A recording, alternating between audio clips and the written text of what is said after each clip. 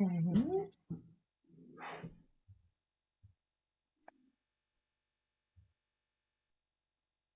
All righty. I see that we do have some attendees starting to join us for our next session. Before we really kick this session off, I just want to go through a few reminders with everybody. Please make sure that you take advantage of the networking and chat options. Visit the expo, download resources, chat with our sponsors, use the chat feature to make different connections. I mentioned that I'll be available during the networking session if anyone wants to jump on a chat. Happy to do that until our final session of the day. But as our participants are joining us right now, I am so pleased to welcome Lauren and Chelsea from Atrius. They are here to talk to us about how businesses of any size play a role in reaching net zero. And this is such an important topic because so many people come from different size companies. So it's, what can you do at the very smaller level companies all the way up to the Fortune 500 companies in terms of making your sustainability goals and net zero goals come to fruition. So I am going to turn the presentation over to them. If you have questions, please submit using the question and answer button, at the bottom of your screen, and we'll do our best to get to as many as we can before the session is over. So at this point, I'm going to turn it over to the two of you. Thanks, Jessica.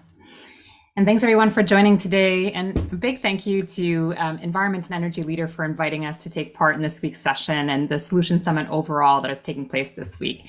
So as Jessica mentioned, I'm Lauren Scott. I'm the Vice President of Marketing and Sustainability at Acuity Brands Intelligent Spaces Group. And I'm joined here today by Chelsea Davis, who is Product Manager at Atrius. So some of you might be familiar with the name Acuity Brands. We are the largest lighting manufacturer in North America. But we're here today to talk about Atrius. And so where do we fit in? Well, Acuity Brands is really built on two different business segments. There's that classic lighting and lighting control side. And then there is also the Intelligent Spaces Group, which includes Atrius, and where we really focus on making buildings smarter, safer, and greener. So to kick things off and just to kind of level set a little bit more, we wanted to bring in kind of a key piece of information coming from the 2023 State of Corporate Sustainability Report, where we looked at where over 300 different respondents across industries are on their sustainability journey. And we do see that while the answers vary a little bit in terms of where these respondents find themselves, there are two kind of key facts that emerge from here. The first is that sustainability really is a journey. I mean, sometimes it can feel overwhelming and maybe like we're a little bit behind, but you see from these respondents that we are all on this path. There is no destination for ESG. It will be a continuous progression for all of our organizations. And that even though, and I'd say the second point is that even though we see a number of different regulations, and we're going to take a little bit of a deep dive in a few slides as to what those regulations look like, even though we see changes coming on a global scale, there's still about 40% of respondents who are either behind, just getting started, or really haven't even set their goals yet. So this is just to say that we might have to catch up a little bit faster, whether one of the small or medium organizations that have yet to kind of get started or get up to speed, which is why we're going to be kind of talking through a couple of different tools that are available to you to help you on that journey. Now, when we're looking at those respondents and beyond that report that we shared, certainly we can see that organizations of all different verticals and industries are interested in terms of the sustainability journey. It's really not just limited to one vertical. We're seeing it across the board. And this is also seen in the fact that it's not just one role that is involved in the sustainability journey. I think for a number of years, organizations had perhaps one sustainability person or maybe a couple of different volunteer employees that are coming together, but we're really starting to see this scope within organizations take a much deeper rooted place within the business where it's actually getting involved at the strategic level. And now if we go down in terms of why are companies getting involved in terms of this net zero and sustainability objectives? Certainly there is legislation, and I always like to break it down into a carrot and a stick opportunity. I think it's an easy way to view it. From the carrot perspective, we're definitely seeing this a little bit more right now, I would say, in North America, where we're seeing legislation is more supporting with the transition in the sense that there's maybe government subsidies that are available or different incentives to, for example, make your buildings more energy efficient. So there's that carrot or incentive to move along on your sustainability journey. On the other side, there is certainly also the stick. And we're seeing that coming in definitely in Europe, and we'll go into a couple of these in a moment. But where you're seeing that there are penalties if you are not meeting those regulations. So with those coming in, we do know that organizations of all sizes are going to be impacted. If you're joining today, you might have been interested in the fact, well, how does this impact somebody who's not in the Fortune 500? We tend to often think that changes coming only impact those big players, and oftentimes they are the first movers, whether that is because they have the resources to do it, they might have investors who are kind of putting a little bit of pressure, or it's really just that they do have the direct impact of those first layers of regulations. But we bring this statistic up. If you're on this call and you're deep in this community, you're probably very aware of how our emissions make us all interconnected. So the fact that so many of our emissions come from our supply chain really just further indicates the way in which we're all going to be impacted by some of these regulations. If you are a supplier, for example, to some of these larger organizations, you might also start to see pressure. So for example, if one of your large customers has signed the climate pledge, as an example, they might be reaching out to you as a supplier and asking you to supply information and to make certain improvements. We're also seeing this across the board and across the pond over in Europe, where there are environmental and social scorecards. And based on those scorecards, you can either be on an approved supplier list, or you can fall off if your score is not high enough. So this really kind of demonstrates the extent in which organizations are feeling the pressure, I would say, from the regulations. But then even if the regulations don't directly impact them, they are feeling, because we are all interconnected through our emissions, that pressure perhaps from the full value chain.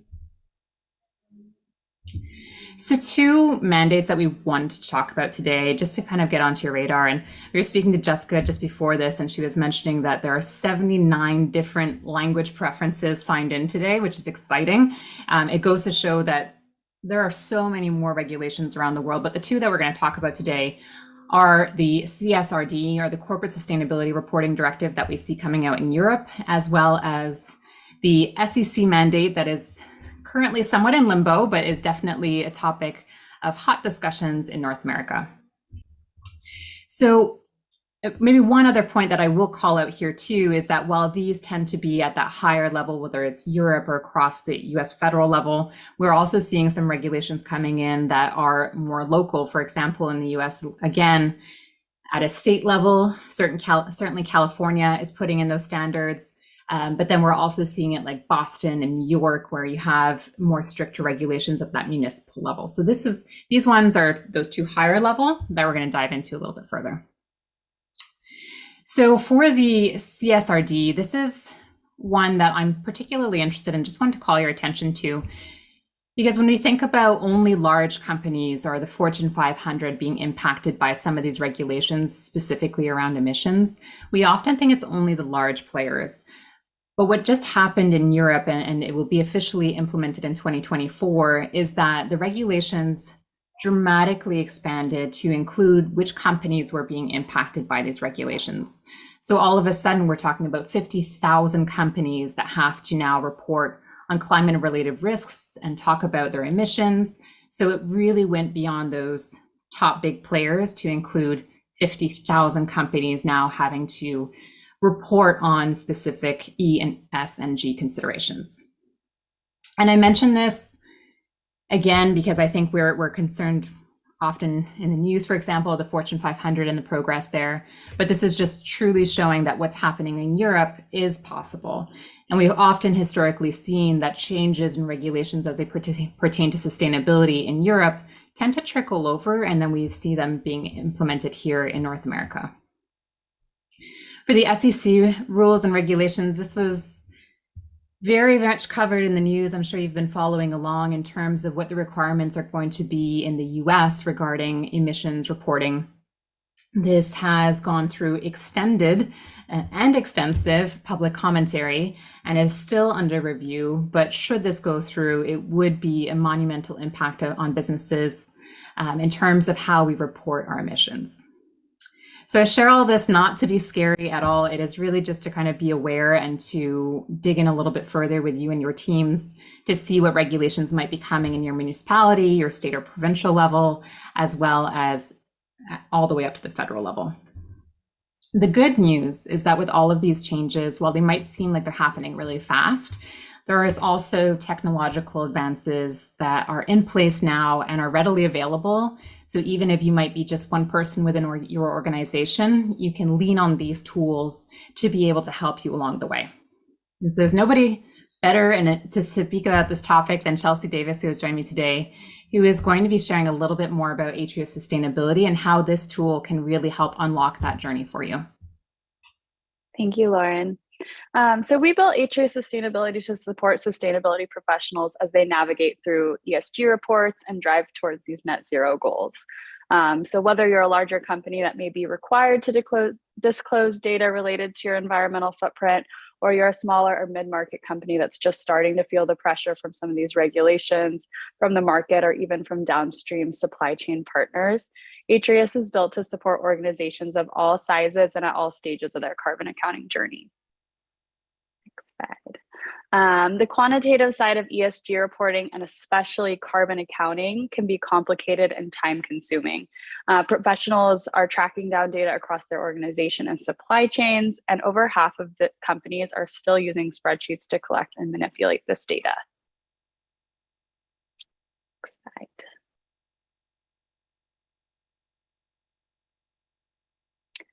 So this data collection stage is what we call stage one. So it's collecting data from these disparate sources, becoming the expert in greenhouse gas reporting, and selecting the calculation methodologies to use for your organization.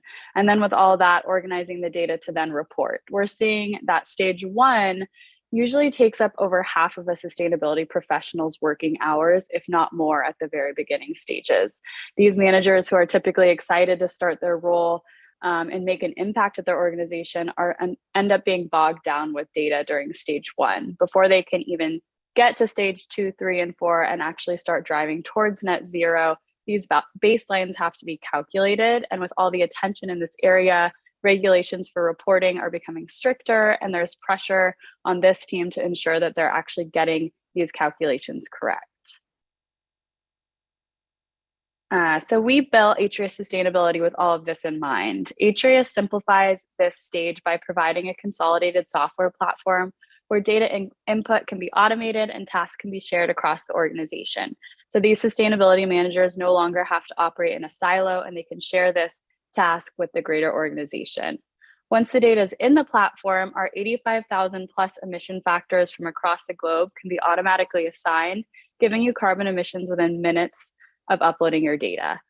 That data can be easily organized and ready to export to the reporting frameworks of your choice. So you can think of Atrius Sustainability as that flexible carbon accounting engine that can then be organized for any of these reporting frameworks that you might be required to report in, GRI, CDP, anything that requires those energy use, resource use data, and carbon accounting data as well. Lastly, we internalize the expertise of carbon accounting so that sustainability professionals no longer have to spend hours learning the methodologies and requirements for reporting, and they no longer have to become the GHG experts in their organization. Atrius is built following the greenhouse gas protocol aligned with TCFD guidance, and the platform and our methodologies have been certified by leading environmental consultancy Apex companies.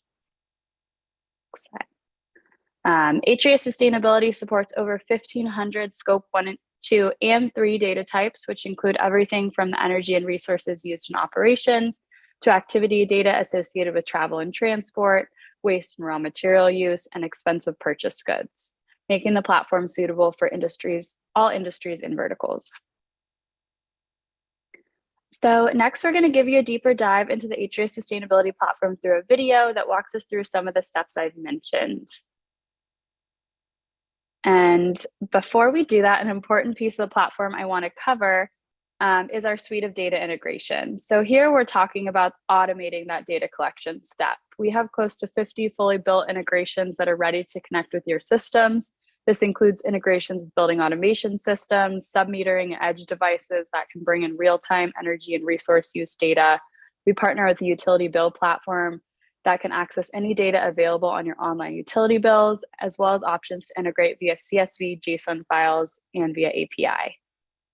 And so picking up where we left off, I'll start a video to give a further glimpse into Atrius sustainability. I think what we're seeing with a lot of organizations is even the data sources where we're pulling a lot of that Scope 3 information isn't necessarily automated yet. Even some of the Scope 1 stuff, maybe the diesel, propane, fuel, some sites are still writing that down on pieces of paper and logging it somewhere. And so as long as the user has a spreadsheet they can upload, we have really great upload tools where you can just upload the CSV and maybe spend more of your time on Scope 3 now that your other integrations have been automated. We've worked really hard to incorporate an interactive chatbot in our platform. So it will actually, hold the user's hand throughout the journey, throughout those, 3 major steps, and really be there to support them along the way. Tell me about ensuring that, what I'm submitting, really truly represents, where I'm at in my sustainability journey. Finding data quality errors and erroneous data is next to impossible when you're working through spreadsheets. And so this platform really rolls up some of those metrics that you might be looking for. So whether you have any gaps in your data, what is your total % completeness across your reporting year? And that can be kind of your final step when reviewing your data before you go into the emissions calculation, making sure that you absolutely don't have any missing data, because when it comes to emissions reporting, it's a lot better to even estimate than it is to have missing data. We have automated emissions calculations. So for users who are brand new to their journey, we have a library of about 15,000 emission factors. So what we've done is we've assigned defaults to those data points based on the emission factors that we have available. So as soon as they upload data to those points, they'll be seeing an emission factor attached with the emission scope. So if it's an electricity point, you'll see a scope 2. And then depending on the emission factor, it'll be, purchased electricity location based or market based. And so that'll all be taken away from the customer decision making and done automatically. What you're looking at now is all this data that's been uploaded. You'll see this total use column. That's all the consumption data that was uploaded into the platform. And then on the far right, the total emissions column, which was calculated in minutes of uploading the data. You're going to see those emissions totals. And you'll see here, we have the option for complexity for those users who really do know their stuff and want to get into the weeds and switch up the emission factors. It's kind of a choose your own adventure. But we also have some templated dashboards. Our dashboard tools are really dynamic and allow the user to kind of create the templates that they want to export. I said upload the data and your emissions are calculated automatically. You're also going to see these dashboards populate automatically as well. Wow. So as long as they're aligned to those reporting categories, like we talked about, purchased electricity, in Scope 1, we're talking about fugitive versus mobile combustion. And then we have all of the Scope 3. There's about 15 reporting categories through the CDP. This dashboard covers all of those as well. And so you have your templated dashboard. You can then share this, with internal stakeholders if you need approval before sending it out, or you can export this entire thing into a CSV and view it that way. And then with that, take that directly to your reporting entity. So what we're looking at right now is a custom dashboard that any users can create. We've made them as simple as possible so that users can really build upon them. And so what this is showing is, organization-wide scope 1, 2, and 3, broken down year over year. And then what sustainability managers can then do is, if they're trying to drive results in their company, start to look at, how are my sites stacking up against each other? Where are we seeing the highest scope 1, 2 emissions? And then taking these can be emailed, they can be sent on a schedule. So maybe you want to send these out on a monthly basis for your most involved facilities.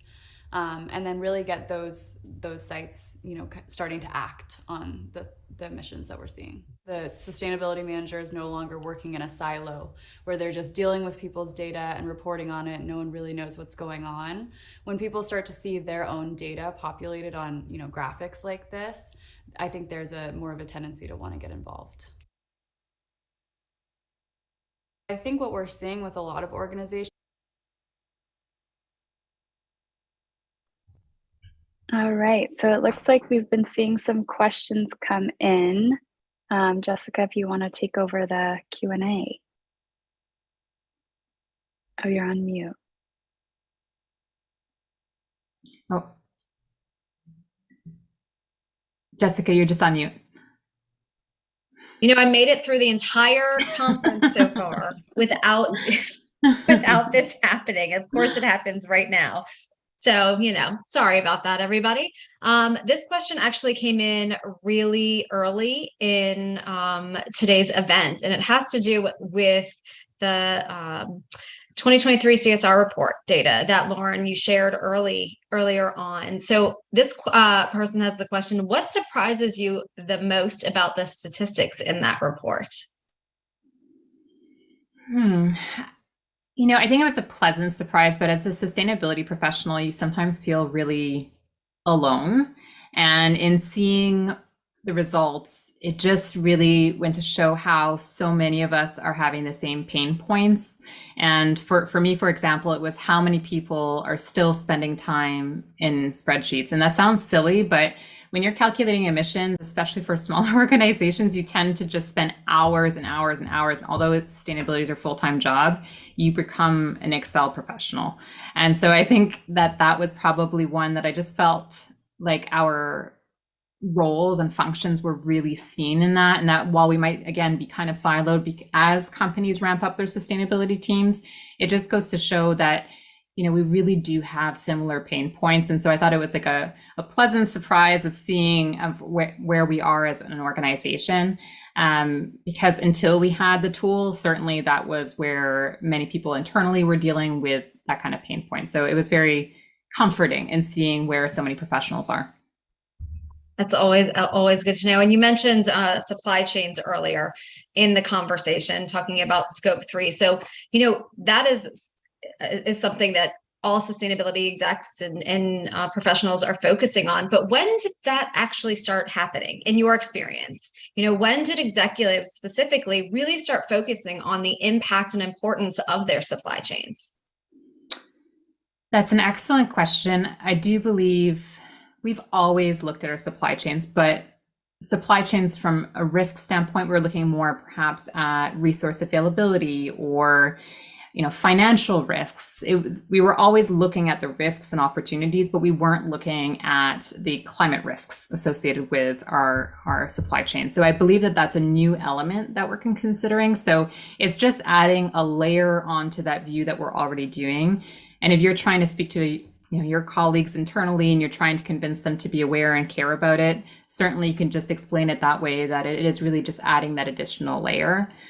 I would say from dealing with our clients, certainly we've seen this already for about a decade or so, I would say, in Europe for the most part, for the larger players.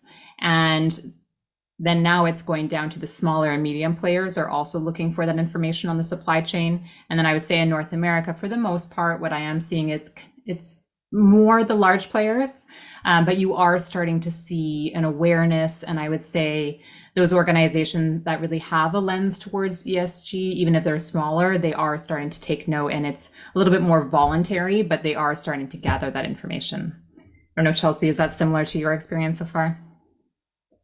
Yeah, I would agree there. And I think what scope 3 emissions really did for for carbon accounting too is it opened up the lens of what is the supply chain and what is the entire value chain. So you're actually looking at where supply chain was focused before is, what products are we buying? How did they get to us? But now we're really thinking of everything all the way through. How our employees are traveling, how we're traveling for business, how we're getting to work, how are things being wasted throughout the supply chain. So I think it's really opened that up to just such a wide image of what a carbon footprint actually looks like. Oh, great information. And then from your perspective within Atrius, how have you really seen the company evolve, pre-COVID, post-COVID, during COVID, post-COVID, in terms of, practicing what you preach with your scope 1, 2, and 3, specifically 3 goals? I can start, Chelsea, and pass it over. Does that work for you? Yeah. So it has been a journey, and that's what's so exciting, I would say, is to be able to use our own tools. So we started, like many organizations, with reporting our scope 1 and 2 emissions, and then we started going carbon neutral on our operations, so on the scope 1 and 2. And it was a big leap as an organization for us to make the decision to start reporting scope 3. We're not going to downplay the fact that it's a really big lift for Acuity Brands. It's about 98% of our emissions are scope 3. So it was a big step for our executive team to kind of give the green light to start doing those calculations. And then the next step was, well, are we going to make a commitment to going net zero and not just offsetting, but really what are our targets to get our emissions down?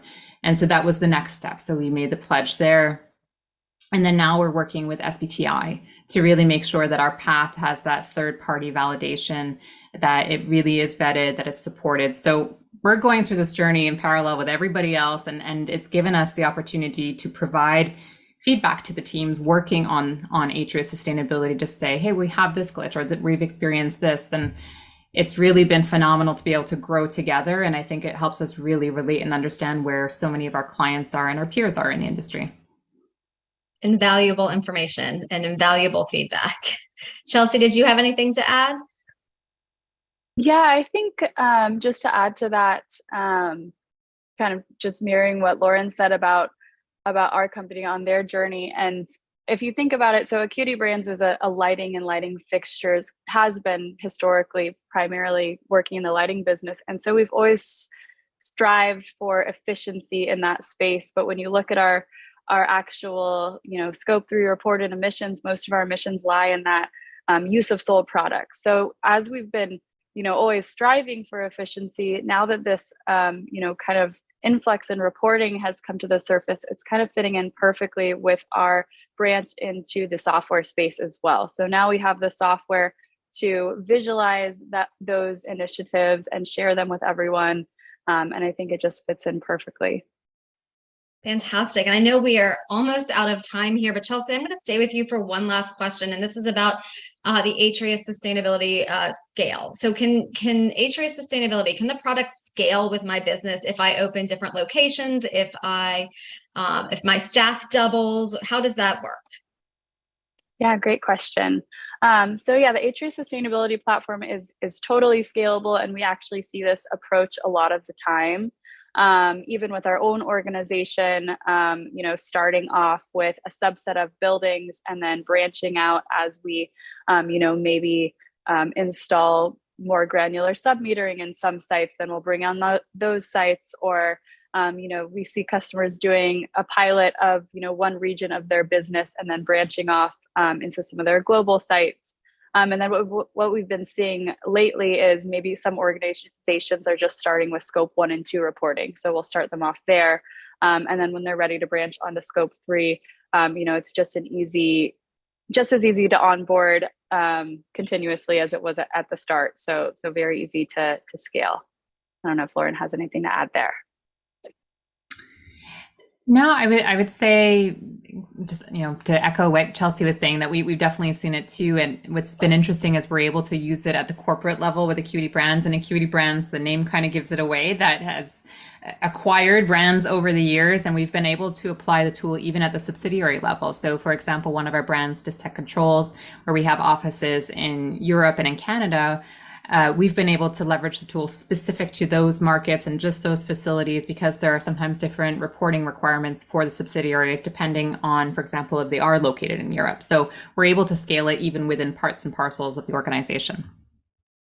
Well, fantastic. And I know that there are other individuals in here who have more questions. So please head over to the booth in the exhibit hall. We are about to go on our networking break before we wrap up with breaking barriers and working and building towards a sustainable future. So that will be our closing keynote. Thank you, Lauren and Chelsea, for a fantastic presentation. And hopefully we get to work with you guys again in the future.